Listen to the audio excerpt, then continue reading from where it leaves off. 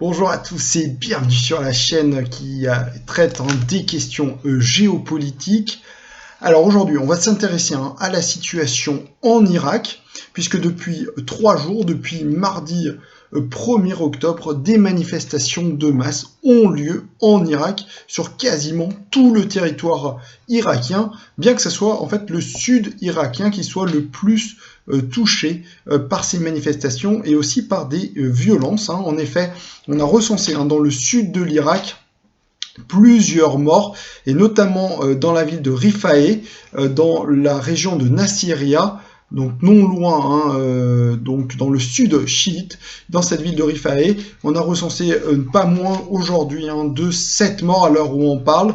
notamment des manifestants ont utilisé des armes à l'encontre des policiers qui ont donc riposté par des ammunitions, par des balles réelles, tuant 7 manifestants. Et depuis mardi, le bilan est très lourd, puisqu'on parle de 19 morts, dont un policier. Alors, comment se fait-il que l'Irak est touché par des manifestations, et pourquoi se fait-il aussi plus paradoxalement que c'est le sud de l'Irak qui est touché par ces manifestations, alors que le sud irakien est gorgé de pétrole, notamment toute cette région de Bassora est une grande région pétrolifère. L'Irak est, à ma connaissance, le 3e exportateur mondial de pétrole, qui part notamment de Bassora, même si aussi le nord de l'Irak est aussi gorgé de pétrole. Alors comment se fait-il que ces régions riches en matières premières soient finalement le théâtre de manifestations? Alors il faut savoir que l'économie irakienne est dans une situation très mauvaise, que finalement l'économie irakienne repose quasiment entièrement, la richesse irakienne repose quasiment entièrement sur le pétrole, et que les compagnies pétrolières qui exploitent donc le sous-sol irakien sont étrangères, notamment russes, comme la compagnie Lukoil, Gazprom, et que ces sociétés russes n'utilisent pas la main-d'œuvre locale et font venir en fait de la main-d'œuvre russe, et donc, si vous voulez un peu plus, attise le sentiment de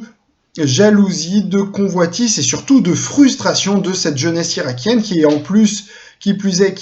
éduquée, va dans les universités, et qui après leurs études se retrouve, donc cette jeunesse irakienne se retrouve démunie, au chômage, et qui plus est, en plus, cette industrie pétrolière crée énormément de pollution, abîme les sols, et donc et empêche en fait l'agriculture de se développer dans cette région. Sans parler que l'Irak est confronté depuis de très nombreuses années à une sécheresse endémique qui pousse de très nombreux agriculteurs, éleveurs à abandonner leur bétail, à tuer leur bétail, du fait qu'ils ne sont incapables de les nourrir, que l'herbe est totalement desséchée, et que donc l'Irak est donc confronté, on voit, au réchauffement à la fois, donc une crise climatique très clairement qui frappe l'Irak, à la fois ensuite une crise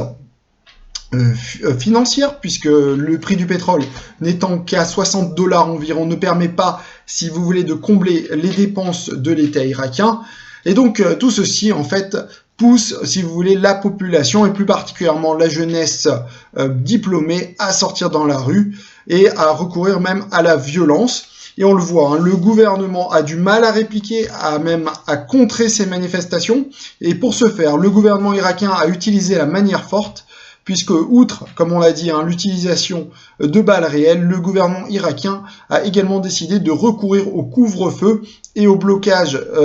d'Internet. Donc tout ceci se traduit par le fait qu'aujourd'hui, par exemple, certains endroits de Bagdad sont interdits à la circulation pour éviter des manifestations. C'est le cas également dans de nombreuses villes de province en Irak, comme Nassiriya, Rifaë, qui sont les épicentres donc de ces contestations. Et donc également de ne plus pouvoir communiquer avec l'extérieur, puisque 75% du territoire irakien est également n'est plus couvert et inaccessible au réseau internet, pour éviter évidemment que les populations, les gens s'échangent des messages pour aller manifester. Donc face à cette situation, le gouvernement irakien n'a d'autre mesure que d'utiliser les manières fortes. Il faut dire qu'il s'agit d'un gouvernement extrêmement fragile, vulnérable à toute manifestation du fait de son impopularité, y compris dans les forces de police. Et si ces manifestations venaient à continuer, on peut craindre vraiment que désormais le gouvernement de Abdul Mahdi, du Premier ministre irakien, qui n'est absolument pas charismatique, puisse être renversé dans les prochains jours. C'est un scénario absolument envisageable en Irak. Et désormais, même, il se pose la question qui pourrait donc remplacer dans ce scénario Abdul Mahdi. Il faut quand même se rappeler qu'aux dernières élections l'année dernière, législatives en Irak, c'est le parti religieux de Moqtada al-Sadr qui avait remporté les élections, suivies du parti de Hacham al-Shabi, la vitrine politique de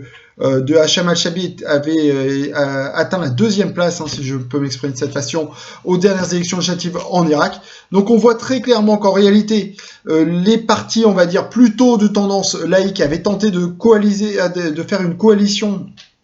pour contrer les 2 partis arrivés en tête. Mais on voit, face à la contestation de la rue, les partis d'obédience laïque pourrait être renversé et on pourrait très bien imaginer un scénario à l'iranienne dans les prochains jours en Irak avec l'arrivée au pouvoir du clergé et de Moqtada al-Sadr. Et donc on va suivre sur cette chaîne évidemment les derniers développements en Irak. Je n'hésiterai pas à refaire des vidéos dans les prochaines heures ou jours